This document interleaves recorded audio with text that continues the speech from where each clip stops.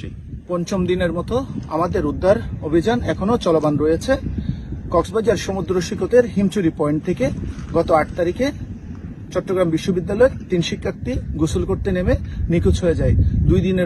2 জনের মরদেহ পাওয়া গেলেও আরেকজনের মরদেহ এখনো পর্যন্ত পাওয়া যায়নি। সেই শিক্ষার্থীর মরদেহের খুঁজে আমরা এখনো পর্যন্ত উদ্ধার কাজ চলমান রেখেছি।